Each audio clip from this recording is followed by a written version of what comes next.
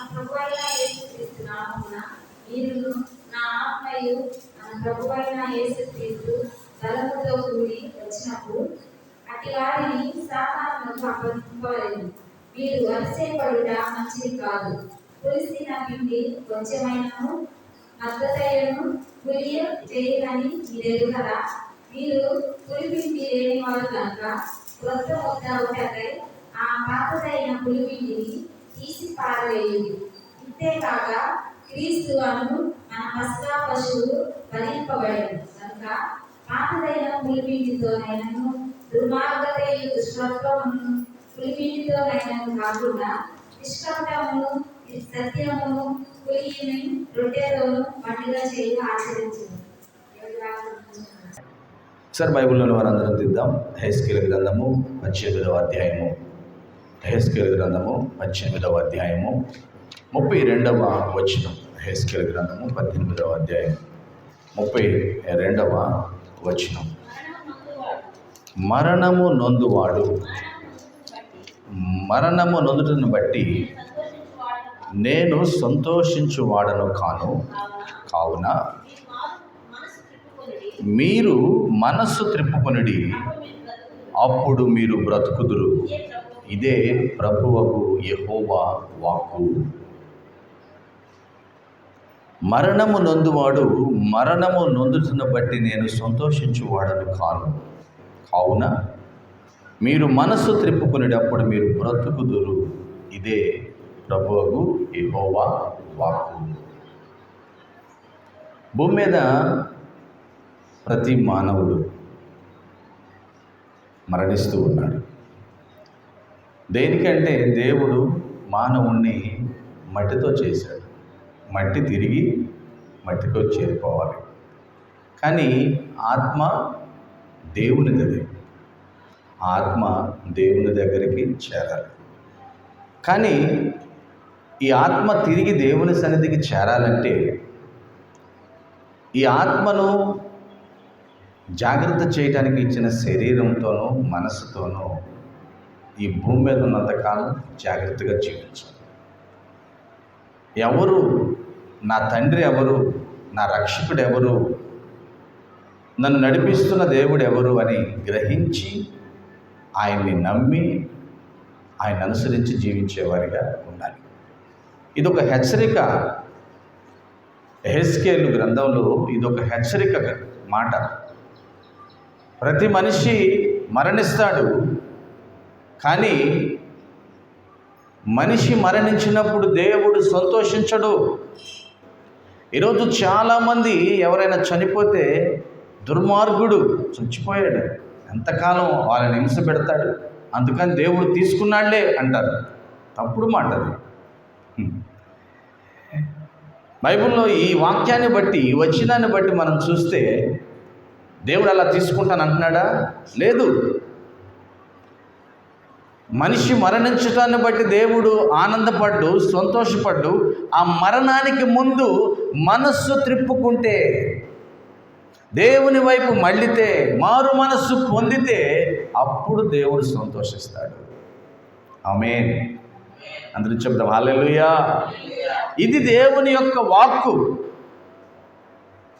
చాలామంది మేము పుట్టాం, పెరుగుతున్నాం, మా కష్టం, మా తల్లిదండ్రుల కష్టం, మా జీవన విధానం మా ఇష్టం అని చెప్పి ఇష్టానుసారమైన జీవితాన్ని జీవిస్తున్నారు.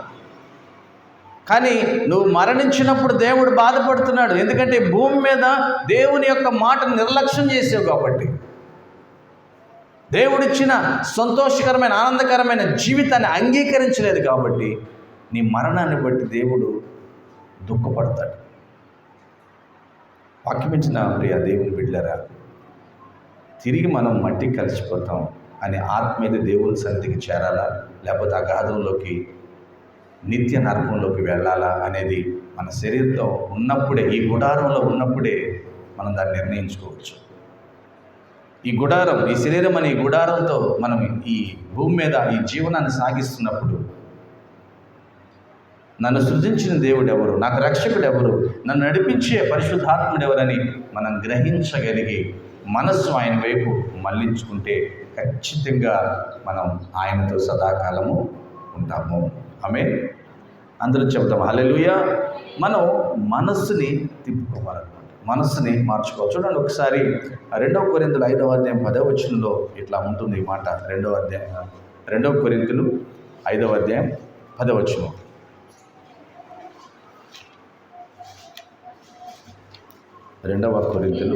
ఎందుకనగా మంచివైనను చెడ్డవైనను దేహముతో జరిగించిన వాటి ఫలమును ప్రతి వాడును పొందునట్లు మనమందరమును క్రీస్తు న్యాయపీఠం ఎదుట ప్రత్యక్షము కావలయును. ఎందుకు మనం మారాలి, ఎందుకు మన మనసు తిప్పుకోవాలంటే ఇక్కడ క్లియర్గా రాయబడింది. ఎందుకనగా తాను జరిగించిన క్రియలు చొప్పున అవి మంచివైనను సరే చెడ్డవైనను సరే దేహముతో జరిగించిన వాటి ఫలమును ప్రతివాడు పొందినట్లు మనమందరము క్రీస్తు న్యాయపీఠం ఎదుట ప్రత్యక్షమవుతాం. మనకు ఒక జడ్జిమెంట్ ఉంది, ఒక తీర్పు ఉంది. ఎవరు చూశారులేండి అనుకుంటున్నారు. ఇక్కడ ఉండదే నలుగురు చూస్తారు, అక్కడ కోట్ల మంది చూస్తారు. మనకు ఒక జడ్జిమెంట్, ఒక తీర్పు ఉంది. ఎవరి దగ్గర అంటే యేసు క్రీస్తు ముందు. నీ దేహముతో నువ్వు ఏం చేస్తున్నావు, అది మంచా చెడా? ఇది ఎవరిదంటే అందరికీ వర్తిస్తుంది ఈ మాట. భూమి మీద ఉన్న ప్రతి మనిషికి వర్తిస్తుంది ఈ మాట. చాలామంది దేహముతో ఇష్టానుసారమైన జీవితం జీవిస్తున్నారు. చక్కటి మాటలు బైబిల్లో ఉన్నాయి. నీ దేహము దేవునిది, శుద్ధాత్మకు నిలయమది. ఏందంట? పరిశుద్ధాత్మకు నిలయం అంటది. మన దేహము దేవునిది. అది నీ దేహము దుర్నీతికి సాధనముగా ఉండకూడదు. ఆమేన్. నీ దేహములో ఉన్న అవయవాలు అవినీతికి ఆయుధాలుగా పనిచేయకూడదు, అవినీతికి పనిముట్లుగా పనిచేయకూడదు. బైబిల్లో రాయబడింది ఈ మాట. దుర్మార్గానికి పనిముట్లుగా చేయకూడదు నీ దేహము. మనం ఏం చేసినా దేంతో చేస్తున్నాం? దేహముతోనే చేస్తున్నాం. కాబట్టి ఒక రోజు ఉంది మనకి. ఆ రోజు మనం యేసు క్రీస్తు ముందు ప్రత్యక్షం అవుతాం. తీర్పు ఉంది మనకి. ఆ తీర్పులో నువ్వేం చేస్తున్నావో, నువ్వు జరిగించేది మంచిదే కానీ చెడ్డదే కానీ మనమందరం ఆడ నిలబడాలి. ఇది మర్చిపోకూడదు ప్రియదేవుని గారు. మర్చిపోయేవానిగా నువ్వు ఉండద్దు. దయచేసి దేవుని సహవాసం కలిగిన వాడిగా నువ్వు ఉండాలి. ఆమేన్. అందరూ చెప్దాం హల్లెలూయా, హల్లెలూయా. నాకు తెలిసిన మా బంధువుల వ్యక్తి ఒక ఆయన ఉన్నాడు. నేను చాలా సంతోషపడ్డాను. ఇది 2వసారి ఆయన గురించి నేను సాక్షించాను. కానీ ఇలాంటి సాక్ష్యం 2వసారి నేను చెప్పవలసి వస్తుందని నేను అనుకోలేదు. మొదటిగా ఆయన గురించి సాక్ష్యం ఎలా చెప్పానంటే, ఆయన వివాహం చేసుకున్న కుటుంబాన్ని విడిచిపెట్టాడు. అక్రమ సంబంధంతో ఒక వ్యక్తిని దగ్గర తీసుకున్నాడు. ఆయన నేను చూస్తూనే ఉన్నాను. నేను వెళ్ళినప్పుడల్లా నాతో మాట్లాడతాడు. నువ్వు మంచి జీవితాన్ని పొందుకున్నావు, నీ జీవితం చాలా బాగుంది అని అంటాడు. ఎవరితో అయితే తను అక్రమంగా జీవిస్తున్నాడు ఆ వ్యక్తితో కూడా నేను చూస్తాను, పలకరిస్తాను, వచ్చేస్తూ ఉంటాను. కానీ నా అంతరంగంలో మూలుగైతే ఈయన ఎప్పుడు మారతాడా అనుకునేవాడిని. ఏం జరిగిందో ఏమో తెలీదు. వాస్తవానికి ఆయన్ని అక్రమంగా ఎవరైతే తనతో స్నేహం చేశారో ఆమె ప్రార్థనకి వెళ్ళింది, ఆ వ్యక్తి ప్రార్థనకి వెళ్ళింది. ఇంకో విషయం తెలుసా, ఈయన చక్కటి కుటుంబాన్ని విడిచిపెట్టి వచ్చాడు. ఆ కుటుంబం, ఆ బిడ్డలు కూడా ప్రార్థనకి వెళ్తారు. అక్కడ వాళ్ళు ప్రార్థన చేస్తున్నారు, మరి ఇక్కడ ఈమె ఏం ప్రార్థన చేస్తుందో నాకు తెలియదు. ఇతనైతే ప్రార్థనకి వెళ్ళడం. సుఖవంతమైన సుఖవంతమైన జీవితాన్ని కోరుకుని సుఖాంతమైన అంటే ఆయనకి నచ్చిన సుఖాన్ని అనుభవిస్తూ జీవిస్తున్నాడు. ఏమైందో తెలియదు. ఈ అక్రమంగా జీవిస్తున్న ఆ వ్యక్తి, ఆ స్త్రీ అన్ఎక్స్పెక్టెడ్గా చనిపోయింది.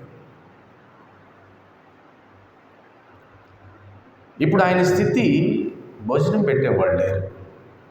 వాస్తవానికి చాలా చదువుకున్నాడు, పీజీ చేశాడు, ఎంఏ క్వాలిఫికేషన్. ఇక భోజనం అందరూ ఉన్నారు బంధువులు, కానీ ఇప్పుడు ఎవరు భోజనం పెట్టేవాళ్ళు లేరు ఆయనకి. ఏమైందో తెలీదు. తన నిజ కుటుంబం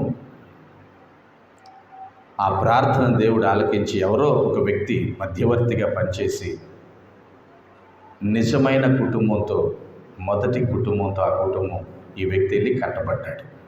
ఇటు చెప్పలు పెడతామా? హల్లెలూయా. I'm happy. నేను కూడా చాలా సంతోషించాను. వాళ్ళ ప్రార్థన దేవుడు ఆలకించాడు. ఆ బిడ్డల యొక్క ప్రార్థన, యవనస్తుల యొక్క ప్రార్థన దేవుడు ఆలకించాడు. తల్లి ప్రార్థన దేవుడు ఆలకించాడు అనుకున్నాను. కానీ అలాగని ఆ ప్రార్థన ఆలకించాడని ఈ వ్యక్తి తీసుకోవటం అనేది ఈ వాక్యాన్ని బట్టి చూస్తే కాదు. దేవుడు ఒకవేళ మార్పు చెందుంటే దేవునికి స్తోత్రం, లేకపోతే ఆయన దేవుడు ఖచ్చితంగా బాధపడతాడు. ప్రియదేవుని బిడ్డలారా, ఆయన చేసిన మొట్టమొదటి పని ఏంటంటే, ఏ గ్రామంలో అయితే ఆయన చెడుగా తిరిగాడో, ఏ గ్రామ బిడ్డల మధ్య తన అసభ్యకరమైన జీవితాన్ని జీవించాడో, ఆ గ్రామస్తులందరికీ డోర్ టు డోర్ వెళ్ళి ప్రార్థన చేశాడు. హల్లెలూయా. మీరు చెప్పండి హల్లెలూయా. ప్రార్థన చేశాడు. నాకు చాలా సంతోషం వేసింది. ఇంత మంచి మార్పు వచ్చింది అని నేను వెళ్ళినప్పుడు కూడా బైబిల్ బాగా చదువు అని చెప్పి కొద్దిగా ఎంకరేజ్ చేసేవాడు. నాకు సమీప బంధువే. నాకు పేరు చెప్పడం బాగా ఉన్నదని చెప్పి నేను పేరు చెప్పట్లేదు, సమీప బంధువే. కానీ ఆయన బాగా సాక్ష్యాన్ని చెబుతూ, అందరికీ సాక్ష్యాన్ని చెబుతూ ప్రార్థన చేస్తూ ఉన్నాడు. అట్లా ఎదుగుతూ ఉన్నాడు. ఏమైందో తెలియదు. ఇప్పుడు మరలా త్రాగుబోతుగా మారాడు. ఇప్పుడు ఆ కుటుంబానికి దూరంగా, అంటే కుటుంబంలోనే ఉంటున్నాడు కానీ అంత అనుగుణంగా లేని వ్యక్తిగా మారాడు. వాక్యం ఇచ్చిన ప్రియ దేవుని బిడ్డలారా, దీన్ని బట్టి మీకు ఏమర్థమవుతుంది? మన మనస్సు మారిన తర్వాత ఏం చేయాలి తెలుసా? సహవాసం మారకూడదు మనం. హల్లెలూయా. సహవాసం మన జీవితాన్ని కట్టుతుంది. ఆ సహవాసం సంఘం. సంఘ సహవాసం ఎటువంటిదంటే, రాళ్ళు వేసే విధంగా ఉండదు, నీ మీద వేస్తున్న రాళ్ళను తీసే విధంగా ఉంటుంది. ఆమేన్. హల్లెలూయా.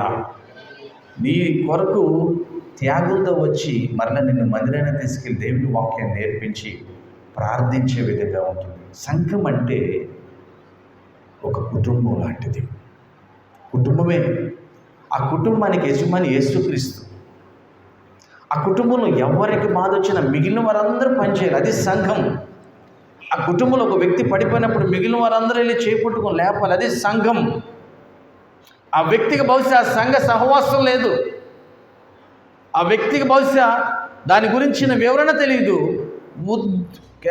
ఉద్వేగంతో, అతి ఉత్సాహంతో ఏదో చేశాడు, ఒక్కసారి పడిపోయాడు. ఈరోజు పడిపోయే ఉన్నాడు, ఇప్పటికీ పడిపోయే ఉన్నాడు. కొద్ది రోజుల క్రితం నేనైతే నాకు అర్థమైపోయింది ఆయన పడిపోయిన సంగతి. నాకే ఆయన దగ్గర స్మెల్ వస్తుంది. అవుతున్నాడు. తాగడానికి వెళ్ళేటప్పుడు నాకే కనపడ్డాడు. నాకంటే చాలా వయసు పెద్దడు. చెప్పాలి అవకాశం వచ్చినప్పుడు, ఎప్పుడు ఇస్తావు ప్రభు అని ప్రార్థన చేస్తున్నాను. కానీ ఒక పని చేశాను, కనీసం నా స్పర్శైనా తన జీవితాన్ని మార్చిద్దామని చెప్పి గట్టిగా హగ్ చేసుకున్నాను. దేవునికి మహిమ కలుగునుగాక. అకేషన్ వేరు, మాట వేరు, సందర్భం వేరు, కానప్పటికీ దగ్గరగా వెళ్ళి హగ్ చేసుకున్నాను. కళ్ళమ్మ నీళ్ళు పెట్టుకున్నాడు, తను దుఃఖపడ్డాడు. నేను పక్కకు వచ్చి నా ప్రార్థన వేరు, నా ఉద్దేశం వేరు. దేవునికి మహిమ కలుగును గాక. ఖచ్చితంగా నాకు అవకాశం ఇస్తే దేవుడు ఇస్తాడు, ఆ రోజు నేను మాట్లాడతాను. ఈ మాటలు ఎందుకు చెబుతున్నానంటే, నీ మనస్సు మారిందని నటిస్తే ప్రయోజనం లేదు, నువ్వు నిజంగా మనసు మార్చుకోవాలి. అవే కొంతమందితో కలిసి జీవించడానికి మనస్సు మార్చుకున్నట్టు నటిస్తారు. వారితో స్నేహం కావాలి, వారితో మనకు ఉపయోగం ఉంది. అది రాంగ్, అది నిలబడదు. అది ఖచ్చితంగా మునుపటి ఉన్న అగాధం కంటే ఇంకా భయంకరమైన అగాధంలోకి తీసుకెళ్ళిపోతుంది. జాగ్రత్త. అందుకే అంటున్నాడు, నువ్వు చచ్చిపోవటం వల్ల నాకు సంతోషం రాదు, నువ్వు చనిపోయే ముందు మనస్సు మార్చుకుంటే నేను ఆనందిస్తాను. హల్లెలూయా. ఎందుకంటే నువ్వు చేసేది మంచిదైనా చెడ్డదైనా నా ఎదుట నువ్వు నిలబడే రోజు ఒకటి ఉంది. ఆ రోజు నీకు ఫలాన్ని ఇస్తాను నేను. మనందరికీ వాని క్రియల చొప్పున ప్రతి వానికి ఫలం ఉంది, జీతం ఉంది. ఆమేన్. ఇప్పుడు మనం చేసే ఉద్యోగాన్ని జీతం ఇస్తున్నాడు, మనం చేసే ఆఫీసర్ దగ్గర, లేకపోతే మనం చేసే పెద్దల దగ్గర. దేవుడు ఒకరోజు జీతం ఇవ్వబోతున్నాడు మనకి. ఈ భూమి మీద నువ్వు జీవించిన జీవితం ఏమి చేసావో దానికి జీతం ఇవ్వబోతున్నాడు. హల్లెలూయా. అందరం చెప్తాం గట్టిగా, హల్లెలూయా. కాబట్టి ప్రియ దేవుని బిడ్డలారా, మనం మార్పు చెందేవారిగా ఉంటారు. చూడండి, పౌలు అంటాడు ఈ మాట 1 కొరింథీయులు 4వ అధ్యాయం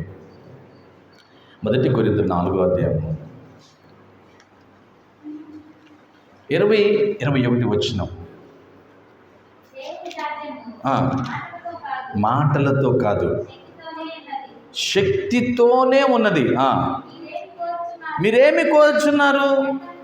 బెత్తముతోనూ నేను మీ యొద్దకు రావాలనా? ప్రేమతోనూ సాత్వికమైన మనస్సుతోనూ రావాలనా? ఎవరి మాట అంటుంది? పౌలు అంటున్నాడు. ఎవరితో? కొరింథీ సంఘంతో అంటున్నాడు. కొరింథీ సంఘము భయంకరమైన, తెలుసా? కొరింథీ పట్టణము ఒక నౌకాదళం ఉన్న పట్టణం, సముద్ర తీరం. అది ఆ చుట్టుపక్కలన్నిటికీ అదొక కేంద్రం అన్నమాట. నానా భాషల వరకు అక్కడికి వస్తారు. చాలా బిజినెస్లు అక్కడ జరుగుతాయి, వ్యాపారాలు జరుగుతాయి కొరింథీ పట్టణంలో. ఈ కొరింథీ పట్టణంలో విచ్చలవిడిమైన పాపం ఉంటుంది, విచ్చలవిడైన పాపం. అది ఘోరమైన పాపం ఏంటంటే వ్యభిచారమే ఎక్కువ పాపం. అంటే అక్కడికి బిజినెస్ కోసం, వ్యాపారం కోసం వచ్చిన పెద్ద వారు దానికి లోపడిపోతారు. ఆ ఎంజాయ్మెంట్కి, ఆ సంతోషానికి లోనైపోతారు. అటువంటి పట్టణంలో పౌలు క్రీస్తు యేసు దర్శనం ద్వారా ఒక గొప్ప సంఘాన్ని కట్టాడు. దేవునికి మహిమ కలుగును గాక. కానీ ఆ సంఘంలో కొంతమంది ఇంకా సంఘానికైతే వస్తున్నారు, మారుమనసు అయితే పొందారు, కానీ ఇంకా వారి జీవితాల్లో, హృదయాల్లో ఆ చెడు తలంపులు పోట్ల, చెడు ఉద్దేశాలు పోట్ల. మాటతో చెబుతున్నారు కానీ మనస్సులో అయితే మార్పు లేదు. అదే అక్కడ అంటున్నాడు కదా 20వ వచనం, దేవుని రాజ్యము మాటతో కాదు శక్తితో వస్తుంది. నువ్వేదో మాటలు చెబితే పని కాదు, ఆత్మీయంగా నిజంగా జీవించాలని. కాబట్టి నేను ఇప్పుడు మీకు సున్నితంగా చెబుతున్నాను, నేను మీ దగ్గరికి ఎలా రావాలనుకుంటున్నాను? పౌలంటాడు ఈ మాట సంఘంతో. బెత్తంతో రమ్మంటారా? సాత్వికమైన మనసుతో రమ్మంటారా? అంటే కోపంతో చెబుతున్నాడు, ఖండితంగా చెబుతున్నాడు. వాక్యం వింటున్న ప్రియదేవుని బిడ్డారా, దేవుని వాక్యం కఠినంగానే ఉంటుంది, ఎందుకంటే మన జీవితాన్ని సరిదిద్దుకోవాలి కాబట్టి. ఆమేన్. అందరూ చెప్తాం హల్లెలూయా, హల్లెలూయా. సో మనం ఏం కోరుకోవాలి? దేవుని యొక్క సాత్వికంతో రావాలని కోరుకోవాలి. ఆయన సాత్వికంతో మనం జాగ్రత్తగా ఉండాలి ప్రియదేవుని బిడ్డారా. కొందరికి పైకి కనపడే భక్తి పరులుగా ఉంటారు, కానీ అంతరంగము భయంకరంగా ఉంటుంది. అదేదో మనం చాలాసార్లు అనుకున్నాం, మేడి పండు చూడు, మేలిమయుండు, పొట్ట విప్పి చూడు, పురుగులుండు. పౌలు ఈ మాటను ఏమంటారు తెలుసా? మీరు సున్నం కొట్టిన సమాధుల వల్లే ఉన్నారంటాడు. అంటే ఈస్టర్ పండగకి వెళ్తే భలే ఉంటాయి సమాధులు, కలర్గా. అప్పుడు భలే ఉంటాయి. మళ్ళీ డిసెంబర్ టైంలో వెళ్ళండి, ఎట్లుంటాయి? ఉండవు. అక్కడక్కడ నక్కలు తోవేసి చండాలంగా ఉంటుంది. అంటే పౌరు ఉద్దేశం ఏంటంటే పైన ఏమో చాలా శుభ్రంగా కలర్గా ఉన్నారు, ఆ సమాధి కానీ ఓపెన్ చేస్తే ఎలా ఉంటాయి, కంపు కొట్టింది, ఎముకలు ఉంటాయి. సో మీ జీవితాలు అలా ఉండకూడదు అని చెబుతున్నాడు. ఆమేన్. అందరూ చెప్తాం హల్లెలూయా. వాక్యం ఇచ్చినప్పుడు దేవుని బిడ్డ ఎలా ఉన్నావు? నిజంగా మనసు మార్చుకున్నావా? నిజంగా మనసు మార్చుకుంటే సరైన సహవాసంలో నువ్వు ఉండాలి. దేవుని సహవాసంలో, వాక్యపు సహవాసంలో, సంఘ సహవాసంలో. చాలామంది ఆదివారంకే క్రైస్తవులుగా మారిపోతారు. ఏంటంటే ఉద్భుతకి వెళ్ళాలో మాకు పనులు ఉండవా అనుకుంటారండి. నిజమే ఇది. కానీ దేవునితో ఎప్పుడూ సహవాసం కలిగి ఉండాలండి. అందుకే కొన్ని సంఘాల్లో కొన్ని కూడుదలు పెడతారు. స్త్రీల కూడికని, పురుషుల కూడికని, యవనస్తుల కూడికని, చిన్నపిల్లల కూడికని, ప్రత్యేక ఉపవాస ప్రార్థన. ఎందుకు? వాళ్ళకి పనిపాటలేక కాదు, వీళ్ళందరూ తప్పిపోకుండా వారి హృదయం దేవుని వైపే ఉండటానికి. ఆమేన్. ఆ పాస్టర్ గారికి పనిపాట లేకుండా పెట్టుకుంటారు అనుకుంటారు కొంతమంది. వాళ్ళకి పనిపాట లేక కాదు, దేవుణ్ణి యేసుక్రీస్తును సొంత రక్షకుడిగా అంగీకరించిన ప్రతి వ్యక్తి పడిపోకుండా, జారిపోకుండా సరి అయిన దారిలో యేసును చేరుకోవాలనే మంచి ఉద్దేశంతో. ఆమేన్. చివరిగా మనం ఇప్పుడు చదువుకున్న వాక్యం చూడండి. ఏం వాక్యం అది? 1 కొరింథీయులు 5వ అధ్యాయం. చాలా భయంకరమైన మాటలు. 5వ వచనం నుంచి 1వ వచనం నుంచి నేను చదువుతాను, మీరు జాగ్రత్తగా వినండి. మీలో జారత్వం ఉన్నదని వదంతి కలదు, మీలో ఒకడు తన తండ్రి వారిని ఉంచుకుంటాడు. చూసారా, నేను చెప్పాను కదా కొరింథీ సంఘం ఎలా ఉంది. కొరింథీ సంఘం ఎంత భయంకరమైన పాపం. అట్టి జారత్వం అన్య జనులైనా జరగదు. అట్లుండి మీరు ఒప్పుంగుచున్నారే కానీ మీరెంత మాత్రము దుఃఖపడి ఇలాంటి కార్యము చేసిన వారిని మీలో నుండి వెలివేసిన వారు కారు. ఇలాంటి చెడ్డ కార్యాలు చేస్తూ కూడా గొప్పతనంగా చెప్పుకుంటారట. అయ్యో, వాటి నుంచి దూరం అవ్వట్లేదు, అట్లాంటి వారిని దూరం చేసుకోలేకపోతున్నారు. తర్వాత ఏమంటుంది? నేను దేహ విషయంలో దూరముగా ఉన్నను, ఆత్మ విషయంలో సమీపంగా ఉండి మీతో కూడా ఉండినట్టుగానే ఇట్టి కార్యము ఇలాగూ చేసిన వాని గురించి ఇదివరకే తీర్పు తీర్చి ఉన్నాను. ఏమనగా ప్రభువైన యేసు దినమందు వాని ఆత్మ రక్షింపబడినట్లు శరీరేచ్ఛలు నశించుటకై మన ప్రభువైన యేసుక్రీస్తు నామమున మీరును నా ఆత్మయు మన ప్రభువైన యేసుక్రీస్తు బలముతో కూడా వచ్చినప్పుడు అట్టి వాణిని సాతానుకు అప్పగింపవలెను. మీరు అతిశయపడటం మంచిది కాదు. పులిసిన పిండి కొంచెమైనను ముద్దంతయు పులించేయను మీరు ఎరుగరా? మీరు పులిపిండి లేని వారు కనుక క్రొత్త ముద్దవుటకై ఆ పాతదైన పులిపిండిని తీసి పారవేయడి. ఇంతేకాక క్రీస్తు మన పస్కా పసుపు వధింపబడెను గనుక పాతదైన పులిపిండితోనైనా దుర్మార్గతయు దుష్టత్వమును అను పులిపిండితోనైనా కాకుండా నిష్కాపట్యమును సత్యమును అని పులిపిండిని రొట్టెల పండుగ ఆచరించుడి. హల్లెలూయా అని స్పష్టంగా రాశారు బైబిల్. ఎంత స్పష్టంగా ఉంది. మంచి పిండి ఎంత ఉండా, ఎంత పులిసిన పిండి దాంతో కలిపితే ఏమైంది? ఎంత ముద్ద అయినా ఇంత ముద్దతో మొత్తం పులిసిపోయింది. ఆ ఇంట్లో వాళ్ళు బాగానే ఉండేది. ఏంటంట, వాళ్ళతో స్నేహం చేస్తున్నారు. ఎవరితో? అర్థమైందా మీకు ఇప్పుడు? ఎవరితో? వాళ్ళతో. అరే మొన్నటిదాకా బాగానే భాష బాగుంది, వాళ్ళ పిల్లలు చక్కగా మాట్లాడారు, ఇప్పుడు ఏమైంది? వాళ్ళు ఎప్పుడు తిరుగుతున్నారు. అంటుకుంటుంది మనకి. జాగ్రత్తగా ఉండాలి మనం. ఎందుకంటే మనం ఒకరోజు క్రీస్తు యేసు ఎదుట నిలబడబోతున్నాం. మరణం ఖచ్చితంగా ప్రతి మనిషికి ఉంది. ఒకవేళ దేవుడు సమీపంగా వస్తే, సజీవులుగా లేస్తే దేవునికి మహిమ కలుగును గాక. ఆమేన్. మరి నేను బతికే ఉండి ఆయన ఎదుర్కోవడానికి వెళ్ళాలనుకుంటున్నాను. ఆమేన్ చెప్పండి. నా వయసు ఎంత అయినా పర్లా, యేసయ్య వచ్చేటప్పుడు నేను బ్రతికే ఉండి సజీవుడిగా ఈ శరీరంతో ఉండి ఎదురెళ్ళాలనుకుంటున్నా ఆయనకి. అయ్యా మా ఇంటికి రా, సంఘంకి రా అని పిలుద్దాం అనుకుంటున్నాను. మీకు కూడా అటువంటి ఆశ ఉండాలి. మరణం లేని జీవితాన్ని కదా దేవుడు మనకిచ్చింది. ఆమేన్. హల్లెలూయా. వాక్యం వింటున్న ప్రియ దేవుని బిడ్డ, ఎలా ఉన్నావు? నీ జీవితం ఎలా ఉంది? ఒకసారి ఆలోచించు. ఎందుకంటే పాపం వలన వచ్చే జీతం ఏంటంట? చెప్పాలి, ఏంది? మరణం. మరణం. చూడండి, 6వ అధ్యాయం రోమిలికి రాసిన పత్రిక చివరి మాట చదువుకుని మనం ముగించుకున్నాం. 6వ అధ్యాయం 23వ వచనం. ఏలయనగా పాపం వలన వచ్చే జీతం మరణం, అయితే దేవుని కృపావరం మన ప్రభువైన యేసుక్రీస్తునందు నిత్య జీవము. నిత్య జీవము. ఏది కావాలి నీకు? మరణం అంటే ఏం మరణం? అది నిత్య నాశనానికి తీసుకెళ్లే మరణం, నిత్య నరకానికి తీసుకెళ్లే మరణం. నిత్య జీవానికి తీసుకెళ్లేది కావాలా? అలాగైతే అది యేసుక్రీస్తులో ఉంది. నువ్వు మనసు మార్చుకోవాలి. ఒకవేళ మనసు మార్చుకుని ఉన్నావా, సరైన సహవాసంలో ఉండాలి.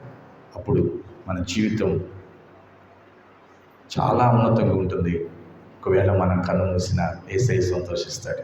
అట్టి కృప దేవుడు మనందరికీ దయచేయనుగాక. అందరం చెప్తాం ఆమేన్.